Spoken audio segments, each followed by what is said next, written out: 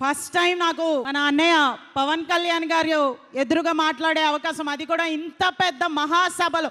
పవన్ కళ్యాణ్ గారు రాకముందు, పవన్ కళ్యాణ్ గారు వచ్చిన తర్వాత మహిళలకి ఎటువంటి భరోసా కల్పించారంటే, పవన్ కళ్యాణ్ గారు రాకముందు మహిళలందరూ కూడా భద్రత కోసం మాత్రం పోరాటం చేసేవాళ్ళు. కానీ పవన్ కళ్యాణ్ గారు నాయకత్వం వచ్చాక భద్రత జనసేన పార్టీకి వదిలేసి మా ఆశయాల కోసం, మా హక్కుల కోసం పోరాడే రోజులు తీసుకొచ్చారు అన్నయ్య. ఈరోజు ప్రతి ఆడబిడ్డ అన్యాయం జరిగినా ధైర్యంగా ఎదుర్కొంటుంది. ఈ రోజున ఆ ధైర్యానికి ఎగ్జాంపుల్గా ఏంటంటే, నేనే ఎదుర్కొన్నాను.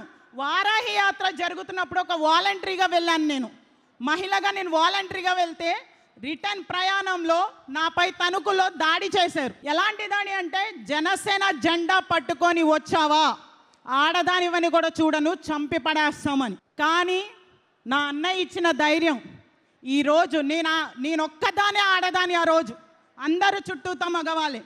ఒక్కదాని అర్ధరాత్రి 12 గంటలు, నా కొడుక్కి 3 సంవత్సరాలు. నేను పాలకొల్లు నుంచి తణుకు గంట ప్రయాణం. నా కొడుకును వదిలేసి వచ్చి అన్నయ్య కోసం పనిచేయడానికి సిద్ధంగా ఉన్న టైంలో అర్ధరాత్రి 12 గంటల వరకు నా కోసం నేను ఫైట్ చేయగలిగే అంత ధైర్యాన్ని ఇచ్చింది నాకు అన్నయ్య నాయకత్వం. అంతటి ధైర్యంలో నాయకుడు ఎలా ఉంటే కార్యకర్తలు కూడా అలాగే ఉంటారనడానికి నిదర్శనం ఒక్క ఫోన్ కాల్ చేశానండి.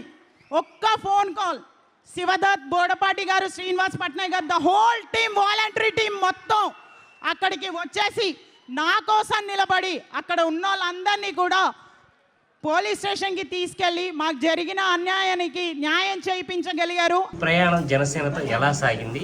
ఈ రోజున పవన్ కళ్యాణ్ గారి నోటి వెంట రియా అని రావడానికి ఎన్నాళ్ళు పట్టింది? అందరికీ నమస్కారం. నా పేరు రియా, పాల్కొల్లు నియోజకవర్గం నుంచి. యాక్చువల్లీ ఈ రోజు నాకు నిజం చెప్పాలంటే నాకు అసలు ఏం మాట్లాడాలి, ఎలా రియాక్ట్ అవ్వాలో కూడా తెలియట్లేదు.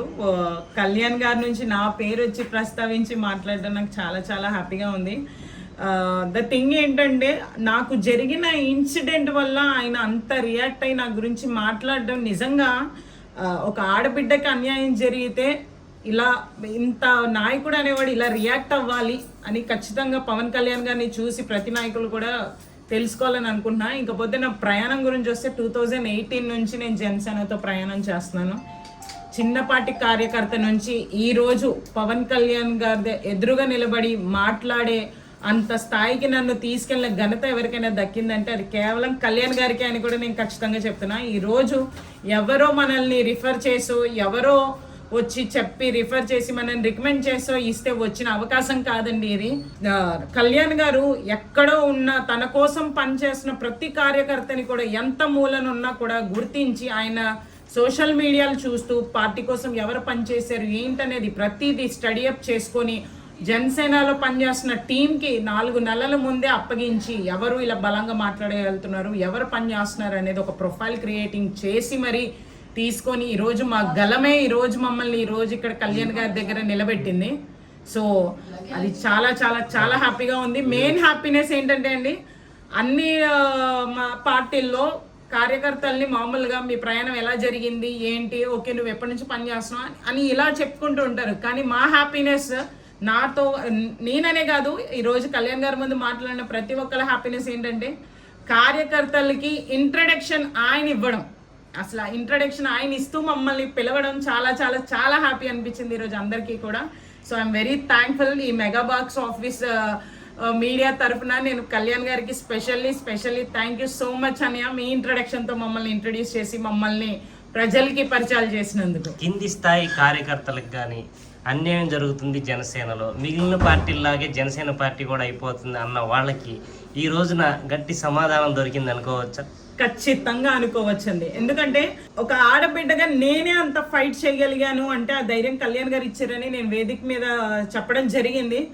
ఖచ్చితంగా ప్రతి ఒక్కరికి కూడా నేను బలంగా చెప్తున్నాను, ఏ ఒక్క కార్యకర్తని కూడా పవన్ కళ్యాణ్ గారు మర్చిపోరు. మీ కష్టానికి ప్రతిఫలం ఖచ్చితంగా దక్కుతుంది.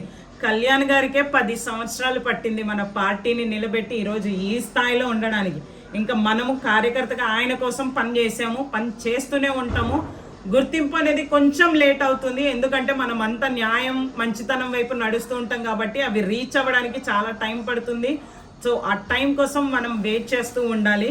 కాకపోతే అందరు గుర్తించుకోవాల్సిన విషయం ఏంటంటే, చాలామంది కూటమి ప్రభుత్వం జనసేనను మర్చిపోతుంది, బీజేపీ మర్చిపోతుంది, అది ఇది అంటున్నారు.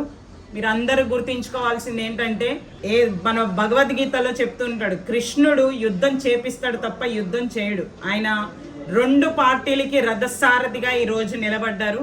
అది మనం చాలా అదృష్టంగా భావించాలని మనస్ఫూర్తిగా కోరుకుంటున్నాను.